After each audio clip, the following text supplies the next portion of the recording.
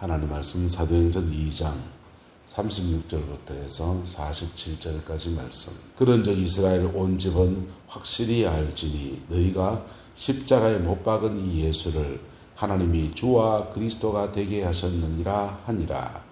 그들이 이 말을 듣고 마음에 찔려 베드로와 다른 사도들에게 물어 이르되 형제들아 우리가 어찌할꼬 하거늘 베드로가 이르되 너희가 회개하여 각각 예수 그리스도의 이름으로 세례를 받고 죄사함을 받으라. 그리하면 성령의 선물을 받으리니 이 약속은 너희와 너희 자녀와 모든 먼데 사람 곧 주 우리 하나님이 얼마든지 부르시는 자들에게 하신 것이라 하고 또 여러 말로 확정하며 권하여 이르되 너희가 이 패역한 세대에서 구원을 받으라 하니 이 말을 받은 사람은 세례를 받음에 이날에 신도의 수가 3,000이나 더하더라. 그들이 사도의 가르침을 받아 서로 교제하며 떡을 떼며 오로지 기도하기를 힘쓰니라. 사람마다 두려워하는데 사도들로 말미암아 기사와 표적이 많이 나타나니 믿는 사람이 다 함께 있어 모든 물건을 서로 통용하고 또 재산과 소유를 팔아 각 사람의 필요를 따라 나누어 주며 날마다 마음을 같이하여 성전에 모이기를 힘쓰고 집에서 떡을 떼며 기쁨과 순전한 마음으로 음식을 먹고 하나님을 찬미하며 또 온 백성에게 칭송을 받으니 주께서 구원받는 사람을 날마다 더하게 하시니라. 아멘. 이 말씀의 축복과 은혜가 우리 교회 가운데 이 나라의 민족 가운데 다시 한번 풀어지게 되기를 예수님의 이름으로 축복합니다. 교회가 성장해 나가는 데 있어서 가장 중요한 것은 복음입니다. 피 묻은 십자가의 복음. 할렐루야. 그 다음은요. 이 복음의 역사를 강력하게 하는데 성령님의 역사예요. 믿음을 갖게 하는 것도 성령님의 역사이고 성도가 자라게 되는 것도 성령님의 역사이고 그 다음에 자라는 사람이 빛되고 소금되고 살아가게 하는 것도 성령님의 역사이고 성령의 다이너마이트 같은 은사, 놀라운 폭발적인 은사를 통해서 병자를 고치고 귀신을 쫓아내고 방언을 하고 은사 주시는 것도 성령님이십니다. 이것이 종합적으로 이루어진 교회가 어떤 교회냐? 초대교회지요. 초대교회인데 이 예루살렘 교회의 좋은 점과 나쁜 점들을 보면서 부족한 점들을 보면서 좋은 점 그리고 좀 부족한 점 보면서 우리가 우리 교회의 표상을 어떤 교회를 그림을 그려야 될 것인가 이 내남조에게는 어떤 방향으로 나가야 될 것인가에 대해서 깊이 고민을 해야 합니다. 그리고 그 고민에 맞게 부족한 부분을 채워나갈 때 하나님께서 우리 교회도 이 초대교회의 영광을 베풀어 주십니다. 이 약속은 모든 먼데 사람에게 다 허락되어진 것입니다. 그래서 기독교 복음이 들어가면 복음 안에서 누구나 다 초대교회의 영광을 이룰 수 있고 그럴 때 교회만 부흥하는 게 아니라 그 부흥의 불길이 옆으로 퍼져나가면서 그 나라의 정치, 경제, 사회, 문화 전반에 큰 변화가 오게 됩니다. 그 역사를 우리 믿음의 선배들이 이 대한민국 땅에 이루어 왔습니다. 평양 대부흥운동 당시에 길선조 목사님은 무당이었습니다. 무당이었고 조선 발도에 5명 안에 들어가는 무당이었습니다. 손꼽는 무당이었는데 이분이 선교사님이 복음을 전합니다. 형제님 예수님을 믿으세요. 복음을 전하는데 이 무슨 소리 쌍욕을 해야 됩니다. 쌍욕을 하고 그 선교사를 그냥 욕만 하고 쫓아가는 게 아니라 눕혔습니다. 눈티가 반티가 됐어요. 그 다음날 그 선교사님이 또 길선주 그 형제님을 만나서 무당을 만나서 형제님 예수님을 믿으세요. 그렇게 또 선포하고 그리고는 이거 또 뚫을 수 없고 이제 그냥 돌려보냈는데 그날 밤에 이분이 꿈을 꿨습니다. 꿈에 부활하신 주님이 나타나셔서 참 진리에 대해서 교훈해 주고 예수가 뭐 있구나 해서 그때 예수 믿게 된 겁니다. 그 회심이라 합니다. 그건 이제 예수님을 체험하고 그랬지만은 복음 예수를 믿겠다 결단하는 것을 회심, 마음을 돌이켰다라는 뜻이죠. 회심. 그리고 이분이 정말 중생 거듭나는 건 언제 했는가? 그거는 좀 몰라요. 거듭난 거는 장대현교회 부흥의 도상에서 이분이 그때 벌써 거기 조사였고 그 길선 장대현교회를 담임 전사로 그냥 그렇게 주를 섬기고 있었으니까 신학생이었으니까 그때 이전에 회심했겠지. 하지만 기록에 나오는 기록은 장대현교회 부흥의 도상에서 내가 친구 장례식을 대신 금전 출납을 하면서 쌀한 가마니를 훔쳐먹은 죄를 회개합니다. 통해자복은 그때 합니다. 그래서 교회 안에서 회심한 사람들이 있지만은 거듭난 사람, 회심한 사람이 다 거듭난 사람은 아니다. 내남제일교회 교인일 수 있지만은 천국 백성은 전부 다는 아닙니다. 목사가 할 일은 뭐냐?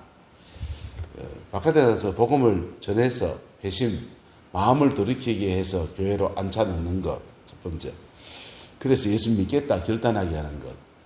그 믿겠다 결단하는 사람을 정말 거듭나게 하는 것. 그래서 눈물 콧물 안 흘려도 되지만 눈물 콧물 안 흘려도 되고 떼굴떼굴 안 굴러도 되고 불 받았다 막 안 뛰어도 되지만은 십자가 체험은 다 해야 합니다. 할렐루야. 십자가 체험은 다 해야 합니다. 누구나 다 자기 죄를 자복하면서 십자가 앞에 깨어지는 자기 자아가 깨어지는 그 시간은 누구나 다 가져야 돼요. 어떤 사람은 십자가 앞에 회개하다가 그러고 어떤 사람은 용서가 안 되는 사람을 하나님 앞에 용서가 안 된다고 끙끙거리다가 돌이켜 중생 마음을 돌이킨 사람들이 중생 거듭남의 역사가 일어나는 것입니다. 그런 면에서 저는 성결교가 굉장히 가까워요. 장로교 목사지만 거듭나야 합니다. 할렐루야. 그때부터 성령님께서 끌어가시는 은혜의 삶, 성령님이 인도함을 받는 삶에 대해서 가르쳐야 됩니다. 성령님이 인도한다는 것을 따라합시다. 말씀과 기도로. 말씀을 통해서 끌어주시는 것이 있어요. 그 다음엔 성령님 안에서 기도 통해서 끌어주는 은혜가 있습니다. 기도하는데 저거 마음에 감동이 안 와서 저거 안 한다. 그럴 수 있습니다. 네, 그 기준도 말씀입니다. 할렐루야. 말씀의 인도와 성령님의 인도, 영의 인도는 따로 떨어진 게 아니에요. 따로 떨어진 게 아니고 주님이 한 가지로 하시는 것입니다. 그래서 두 가지가 말씀과 기도로 따라가다 보면 신앙이 자라납니다. 성도를 자라게 해야 됩니다. 자라는 사람들이요. 각각 그의 부르심을 따라서, 그의 소명을 따라서, 그의 가정의 삶의 자리 안에서 각각 그리스도인으로 살아 빛으로 소금으로 살아낼 수 있도록 세상으로 파송하기도 하고 교회의 중요한 일들 함께 맡겨서 동력자를 삼는 것이 그게 목표입니다. 그게 목회이고 그게 교회입니다. 길선주 목사님은 그 여정을 걸어가는데 장대현교회 부흥운동이라고 하는데 한 뒤에 그 3일 부흥회 하기로 했던 부흥회가 40일을 했습니다. 40일 동안 회개와 각성, 다른 주제가 없어요. 뭐 성경을 오묘하게 풀고 말고 뭐 구약을 들었다 놨다 안 했습니다. 이 사람 회개하고 저 사람 회개하다 보니까 그냥 간정 파티처럼 막 도화선처럼 번져나가면서 40일 동안 성회를 한 겁니다. 복음성회. 할렐루야. 피 묻은 십자가의 복음 앞에 40일 동안 그들이 흠뻑 젖어지는 시간을 가지고 그리고는 100만 구령 운동을 펼쳤습니다. 100만 구령 운동. 평양 중심으로 해서 100만 명에게 우리 복음을 전하자. 지금 1000만 성도, 지금 한 900만 정도, 800만 정도 된답니다. 정확한 숫자는. 100만 명, 조선반도에 100만 명 구령운동을 펼쳐서 그 구령운동의 불길이 대구까지 내려와서 전도운동을 펼치고 그리고 그 다음에 그 모여진 돈들 모아다가 이제 학교를 세우고 숭실고등학교를 그때 세우고 그렇게 사회적인 일도 하고 복음 안에서 풀어짐의 역사가 그렇게 일어났던 것들이 조선반도에서 일어났던 초대 부흥운동이었습니다. 그 부흥운동의 모습들이 다들 그렇게 본받겠다 하는데 집중적인 기도입니다. 복음 앞에 정직함입니다. 그럴 때 성령의 불이 떨어지는 거예요. 할렐루야. 모든 먼데 사람, 까만 사람, 하얀 사람, 노란 사람을 가리지 아니하고 하나님의 민족과 인종을 가리지 아니하고 누구에게나 부흥을 주실 수 있습니다. 그러나 그 부흥을 누구나 받은 것은 아니었습니다. 역사 속에서 복음 앞에 정직한 사람, 복음 앞에 정직한 공동체. 그래서 그게 쉽게 안 안 낮아지고 복음화가 정직해지지 않기 때문에 깨어짐의 시간, 아픔의 시간. 그래서 부흥의 역사를 보면 슬픈 역사입니다. 1907년의 부흥운동은 우리가 구한말이었습니다. 나라가 망해가는 때 일본 군대가 오고 외교권을 박탈당한 그때가, 헤이그 밀사 사태가 터져서 외교권을 박탈당한 그때가 1907년대였습니다. 외정치하, 6.25 전쟁, 참혹한 시간들을 지나갈 때 그때 그 낮아진 마음 안에서 이 나라가 이런 어려움이 있는 것이, 우리 가정에 이런 어려움이 있는 것이 다 내 탓입니다라고 하는 자괴감이 들 때 그때 십자가 앞에 서는 역사가 일어났습니다. 물어봅시다. 근데 두들기 맞아야지만 복음 앞에 섭니까? 돈 좀 있는 채로 복음 앞에 서면 안 됩니까? 머리에 먹물 좀 들어간 상태에서 복음 앞에 서면 안 됩니까? 똑똑똑똑한데 복음 앞에 서면 안 됩니까?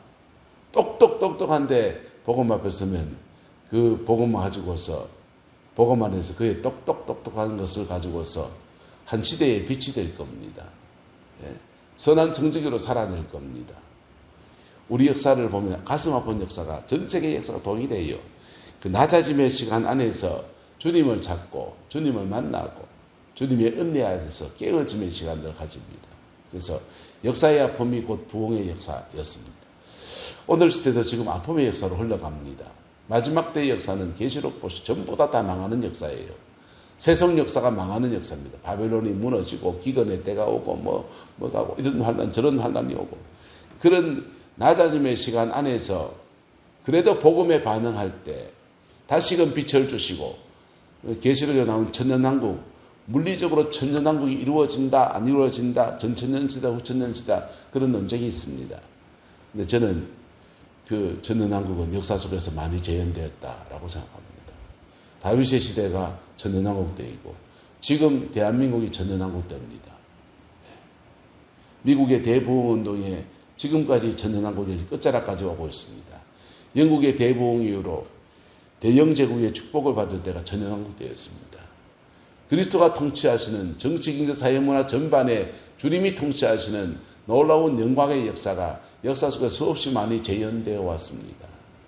그런데 그 부흥의 끝자락에서는요, 말조가 나타나는 거예요. 하나님이 축복으로 주신 물질이 탐욕의 대상이 되고, 하나님이 주신 행복한 가정의 축복이 그 이상한 성문화와 온갖 것들로 난잡해지는 때가 바로 천년왕국의 끝자락, 하나님이 축복의 부흥의 끝자락의 모습이었습니다. 근데 예루살렘 교회는 좀 달라요. 예루살렘 교회는 큰 부흥이 왔습니다. 예루살렘 떠나지 말고 아버지의 약속하신 것을 기다리라 라고 말씀했고, 그들은 열심히 기도했습니다. 그 기도의 열매로 그게 부흥이 왔습니다. 그 부흥은 이스라엘 모든 민족이 기다렸던 메시아를 너희가 죽였다라고 하는 영천동지할 메시지로 시작이 됐습니다. 그 메시지에 그들이 반응해서 우리가 어찌할꼬 하고 회개했고, 회개한 그들에게 성령을 선물로 받을 것이라는 약속이 주어졌습니다. 그들은 사도의 가르침을 따라서 떡을 떼고 교제하는데, 예루살렘 교회는 교회의 5가지 사명 중에서 제일 잘한 게 있습니다. 예배였습니다. 예배. 하나님을 예배하는 공동체가 교회입니다. 두 번째, 가르침을 받았다 했습니다. 디다케. 교회의 5가지 표상이 있습니다. 한번 따라합시다. 예배, 교육, 교제, 선교, 봉사. 5가지 중요한 가치가 있어요. 이 5가지 중요한 가치 중에서 초대 예루살렘 교회는 예배의 열심인 교회였습니다. 사도들은요, 12사도, 사도와 베드로 혼자 목회하는 게 아니라 12사도가 목회를 하는데, 12사도가 구제의 일도 같이 겸하여 하다가 문제가 생기니까 그거 다 던져놓고 우리는 말씀과 기도에 전무하겠다. 말씀과 기도에 전무한 주의 종이 12명이 팀이 돼서 한 몸처럼 그렇게 움직이는 그런 교회입니다. 그리고 그 팀과 함께 동력자가 된 120명의 문도가 있고, 그리고 그 함께 동력하는 집사들을 그렇게 세워서 그렇게 교회를 섬겨가는 정말 대단한 예배 공동체입니다. 사도의 가르침을 따라 성경을 기록한 사도들이 직접 가르치는 가르침이었고, 그 가르침은 두 가지, 캐리그마와 디다케. 말씀을, 복음을 선포하는 것과 복음의 선포 앞에 깨어지고 회개하는 것과 우리가 어떻게 살아가야 될 것인가, 그리스도인은 빛으로서 어떻게 살아가야 될 것인가, 그것을 가르치는 데 있어 완벽했습니다. 유대인들은 원래부터 율법에 정통한 사람들이었기 때문에 율법 따라 살아가는 삶을 살아가는데 안 사라지는 부분들이 너무 많았어요. 안 사라지는 부분들이 복음을 만났더니 사라지기 시작합니다. 이웃을 내 몸같이 사랑하라. 11조는 드리는데 내 몸같이 사랑하라고 좀 힘들었는데, 근데 복음을 만났더니 이웃 사랑하지 못한 거 회개했더니 성령 받으니까 그 사랑할 수 있는 힘이 좀 주어지기 시작해요. 그리고 그 사랑한테 사랑 들고 나갔더니 하나님이 은혜를 주셔서 그 병자를 치료하기도 하고 그 사람이 회개하고 돌이키기도 하고, 그래서 이웃 사랑이 되기 시작합니다. 율법의 미지라는 부분, 율법적인 교육을 통해서 그냥 얼깃설깃 가르쳐놨던 것들이 사라지지 못하는, 엄격하게 하면 할수록 사라지지 못하는 부분들 때문에 죄책감을 느꼈던 것들이 복음이 자유케 했습니다. 그리고 성령의 능력 안에서 사라지기 시작했습니다. 그랬더니 빛으로 소금으로 나타나게 되었더니 믿는 자들의 수가 날마다 더하게 되었다 그랬어요. 오늘 끝절의 말씀을 보면요, 하나님을 찬미하며 또 온 백성에게 칭송을 받는다, 존경받았다는 것입니다. 그랬더니 주께서 구원받는 사람은 날마다 더하게 하셨다. 베드로의 설교, 캐리그마의 설교를 통해서 3,000명이 회가 5,000명이 했다면 구원받는 사람은 날마다 더하게 하셨다라는 것들은 삶을 본 겁니다. 열매를 본 것입니다. 신앙의 열매도 아름다운 교회였습니다. 그래서 예배, 교육의 효과가 나타나는 교회였습니다. 말씀 붙들고 살아가는 제자들이 덕실덕실한 교회였습니다. 교회 안에 교인이 있고 제자가 있어요. 그리고 주의 일꾼이 있습니다. 교인은요, 교회에 적을 둔 사람입니다. 교인들 중에서는 정말 거듭나서 천국 백성인 사람이 있고 교회에 적을 둔 사람이 있습니다. 교인들은 성도가 되어야 합니다. 거룩한 백성, 주의 백성이 되어야 합니다. 할렐루야. 근데 성도가 되면서 거듭난 사람들은 그리스도의 제자가 되어야 됩니다. 예수님의 제자가 되어야 됩니다. 주님 따라가는 사람이 되어야 됩니다. 주님 따라가는 사람들은요, 주님과 동력하는 주님의 일꾼이 되어져야 합니다. 할렐루야. 그게 신앙의 성장의 여정인데, 이 교회가 문제가 있는 교회들은 잘하지 않는 거예요. 똥차가 미켜가지고 그냥 앞으로 못 나가는 곳도 있고, 신앙의 터도 자체가 문제가 있어서 잘하지 않는 겁니다.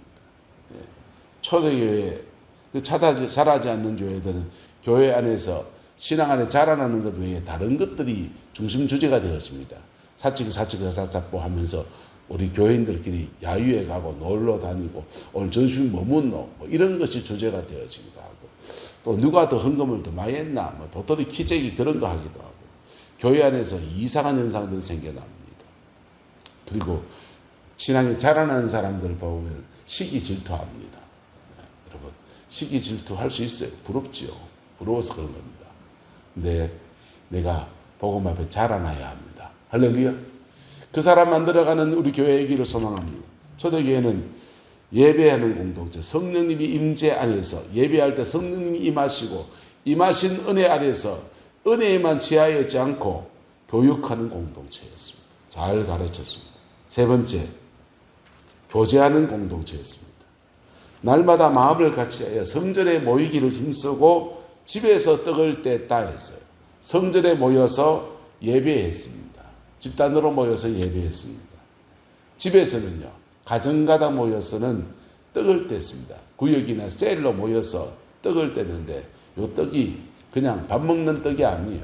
성만 찬 떡이에요. 성전에 가서는 번제 드리고 소제 드리고 그거 예배하고, 집에 와서는 거룩한 떡, 예수님의 떡을 나누는데, 초대 예루살렘 교회는 성찬과 애찬이 구분되지 않았습니다. 성찬이 곧 애찬이었어요. 그냥 음식 함께 나누어 먹는데 주님이 나누신 것처럼 포도주와 떡과 이거 나눠 먹으면서 떡을 떼는 겁니다. 이것은 주님의 살입니다. 음식 함께 나눠 먹는 식사 자리가 그냥 성찬의 자리였습니다. 이게 종교의식이 점점 더 굳어지면서 성찬은 예배당 본당에서 하고 예찬은 밑에 식당에서 하는 구도로 바뀌어진 겁니다. 예루살렘 교회는 성찬과 예찬이 구분되지 않았습니다. 집에서 떡을 떼며 기쁨과 순전한 마음으로 하나님의 음식, 그냥 예수님의 떡을 지금 밥 먹는, 집에서 먹는 밥을 먹는데 이제 예수님이 살자고 먹으니까 순전한 마음으로, 경건한 마음으로 그 교회에 와서 식사했던 겁니다. 그 반찬이 어떠니 뭐 어떠니 그걸 말할 수 없어요. 거룩한 떡이에요. 자, 이때 교제입니다. 거룩한 교제. 한번 따라합시다. 성령 안에서 교통하는 것을 믿습니다. 여러분, 성령 안에서 서로가 서로 교통하는 겁니다. 에베소서의 말씀에 보면 너무 귀한 말씀이 있습니다. 믿음으로 말미암아 그리스도가 너희 안에 계시게 하옵시고, 첫 번째. 두 번째, 성령으로 말미암아 너희 속사람이 강건하게 하옵시고, 두 번째. 세 번째, 사랑 안에서, 성도의 사랑 안에서 서로 뿌리가 뻗어지고 옆으로 넓어지면서 견고하여지고 라고 했습니다. 여러분, 신앙의 성장하는 데 있어서 예수 그리스도를 주로 영접하는 믿음 안에서 그리스도가 주님 안에 우리 안에 계시는 은혜와 성령님 안에서 우리의 속사람이 강건해지는 은혜. 속사람이 강건한 사람은 웬만한 일에 상처 안 받아요. 속사람이 약한 사람들이 뭐 조그만 일에 삐지고 뭐하고 하는 겁니다. 그래서 속사람이 강건해지기를 예수 이름으로 축복합니다. 교회 안에서 이런저런 일로 막 시험 드는 분들이 계십니다. 그래서 죄송하신 말씀이지만 속사람이 안 강건해서 그래요. 자아가 강건한 사람은 그만 일에 그렇지 않습니다. 그거는 자아가 강건해지는 것은 부모의 사랑을 많이 받고 이런 사람들은요, 세상에 나가서 웬만한 충격에도 견뎌내고 이겨냅니다. 그리고는 이제 자아가 강한 사람들의 특징이에요. 근데 신앙 안에서는요, 성령님 안에서 우리의 자아에 부족한 모든 것들을 채우십니다. 그래서 우리의 지정의 그 강건케 하셔서 성령 안에서 강해지는 겁니다. 세 번째, 성도와 성도의 사랑 안에서 견고해집니다. 할렐루야. 세 가지가 초대교회가 잘한 겁니다.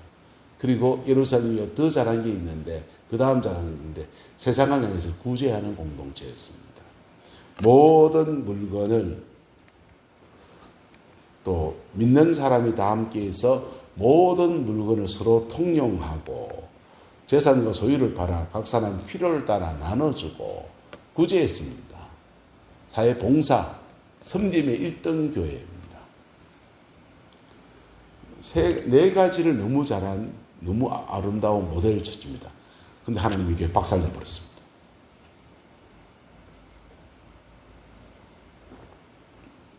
너무 박살내버렸습니다.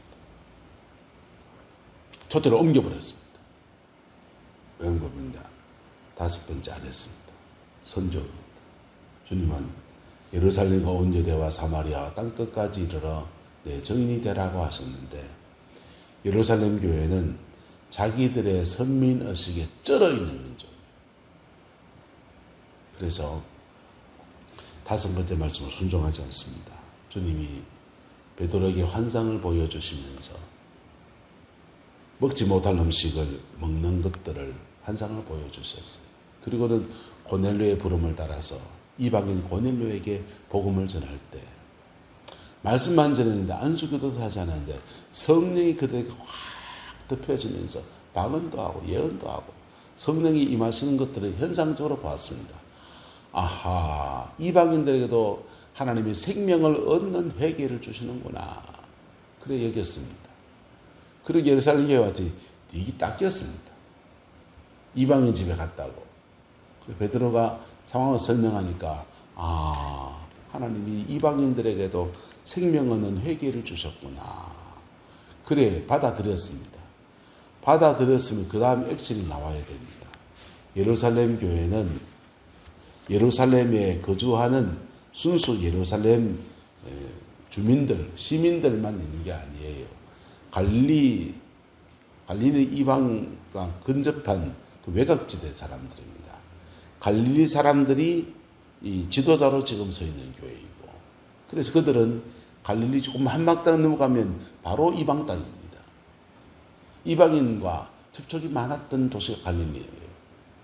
그리고 예루살렘 교회는 처음 오순절 부흥 때에 천하 각지의 타지에서 유대인들이 와서 성령의 은혜를 입다 보니까 그 사람들이 그 은혜를 입고서 예루살렘에 머물기로 작정해서 남아있는 사람이 있고 가족이 있으니까 되돌아간 사람들이 있습니다. 되돌아간 사람들에게 지교회 세우면 되돌아간 그 사람들에게 복음을 전하라 해서 베드로가 부흥회 좀 다니면 선교가 뭐 별 겁니까? 나하고 전혀 상관이 없는 2단계, 3단계를 넘어가서 복음을 전할 수 있어요. 근데 나하고 가까운 가족, 친척 뭐 이렇게 하다 보면요. 도미노처럼 두두두두두 한 개 넘어뜨고 2개 넘어뜨고 2개 넘어뜨고 이래 넘어가는 게 자연스러운 성경입니다. 예루살렘 교회는 오순절에 성령의 은혜를 입은 사람들이 천하각지로 그 은혜를 입고서 흩어져 나갈 때 그들 너가 어느 동네에 사노? 어느 동네, 어느 나라로 가노? 너 만나려면 어떻게 해야 되냐? 또는 그들이 편지를 써서 베드로 사도님 우리한테 와서 좀 복음을 좀 세워주시고 우리 동네에도 교회를 좀 세워주세요. 그렇게 청해서 그래 그 청에 신방 가면 부흥이 일어나는 거예요. 가진 성령의 능력도 또 뭐 할 겁니까? 병자를 고치고 복음을 전하고 귀신을 쫓아내며 보면 복음의 그 능력이 드러나면서 자연스럽게 교회가 세워지는 겁니다. 예루살렘이 다 끊어버렸습니다. 다 끊어버렸습니다. 지나친 선민의식 때문에. 한 발짝도 나가지 않았습니다. 하나님은 그 교회 서대반의 순교를 통해서 첫 번째 흩으셨습니다. 그 다음은 AD 70년에 로마의 박해가 일어날 때 그때 예루살렘 교회는 전 세계로 뿔뿔이 다 흩어졌습니다. 베드로 사도도 언제 예루살렘을 떠났냐? 70년대 때입니다. 다 흩어져 버렸습니다. 여러분, 교회가 뭡니까? 예배해야 합니다. 교회가 뭡니까? 복음을 바로 전하고 뒤닫게 잘 가르쳐야 됩니다. 설교가 좋아야 되겠지. 말주변님 설교 잘 못하면 교재 펴놓고 성경 공부해야 됩니다. 가르쳐야 됩니다. 그 가르침에 우리가 어찌할꼬 반응하고 나의 죄된 삶을 고치고 떠도 고치고 하나님의 백성으로 살아내려고 하는 몸부림이 있어야 합니다. 세 번째, 성도 안에 진실한 교제가 있어야 합니다. 그리고 지역사회를 위해서 이런저런 모습으로 섬김도 필요합니다. 그럴 때 교회는 중요한 4가지 덕목을 하는 거예요. 네, 그 다음 덕목, 복음을 또 다른 사람들에게, 또 다른 문화권에게 풀어가는 복음 전파의 일들을 함께 감당해 가야 합니다. 예루살렘 교회는 유대인 중심의 선교운동, 전도운동을 유대인 중심으로 펼쳤습니다. 그리고 이방 땅의 선교운동들을 하지 않았습니다. 하지 않았을 때 베드로가 나서지 않고 누가 나서냐? 빌립 같은 집사, 바나바 같은 집사, 평신도들이었습니다. 그들은 이방인 출신들이었기 때문에 빌립이 사마리아에 가서 사마리아의 교회를 세웠습니다. 베드로가 가지 않으니까 바나바가 가서 안디옥에다가 그 흩어진 사람, 오순절에 은혜 받은 사람이 흩어졌는 그 안디옥에다가 교회 제대로 세우고 든든하게 세우려고 거기 바나바가 갔습니다. 그것도 언제 갔느냐? 3, 4년 지나고 난 뒤에 갔습니다. 그게 예루살렘 교회의 긍정과 부정입니다. 우리 교회는 이 5가지 면모 가운데서 부족한 것이 너무 많습니다. 예배하는 공동체. 예배와 기도는 같이 갑니다. 예배하는 공동체, 기도하는 공동체. 우리 교회 덕천교회 있을 때 그거 회복해야 돼. 덕천교회 있을 때 큰 부흥이 일어났지만은 교육하는 공동체. 영적 지도를 해주고 말씀 앞에 거룩한 삶에 대한 잘 가르쳐주고 이것이 부족했습니다. 그래서 성령 받았는데 열매가 좋은 사람은 좋은데 안 좋은 사람은 되게 안 좋고,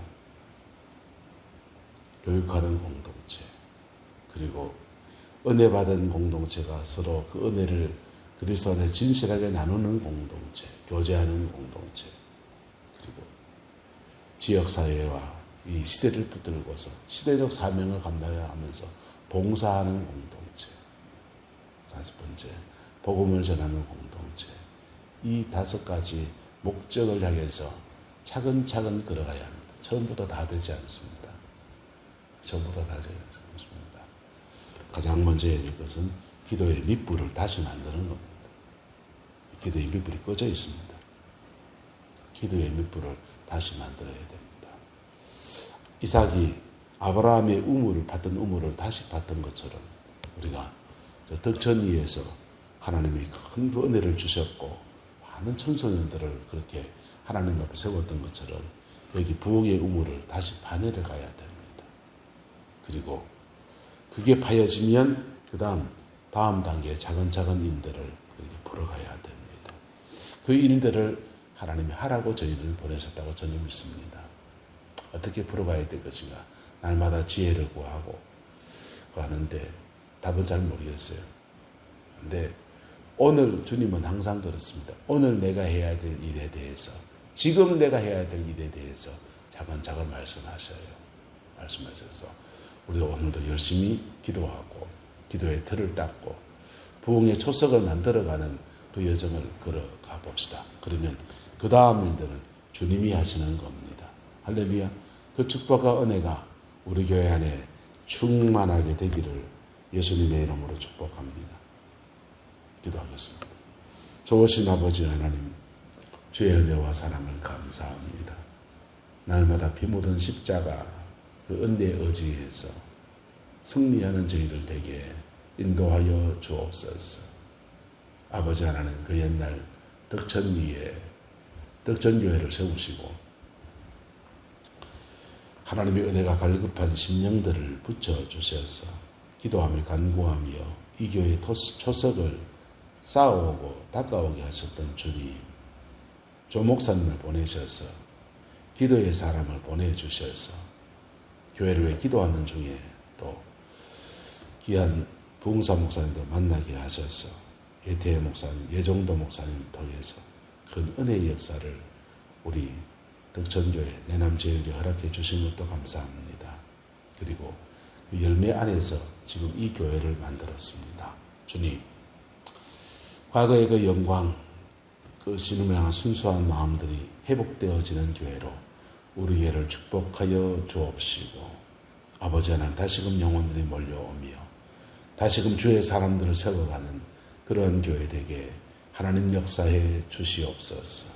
주님, 경주에서, 울산에서, 포항에서, 이 내남 땅에서 영혼들이 모여오는 영적 센터가 되어지게 하나님 역사해 주옵시고, 우리 안에 있는 헛된 야망들 다 내려놓고 오늘 주님이 우리에게 맡기신 일에 충성을 다하는 저희들 되게 주장하여 주옵소서.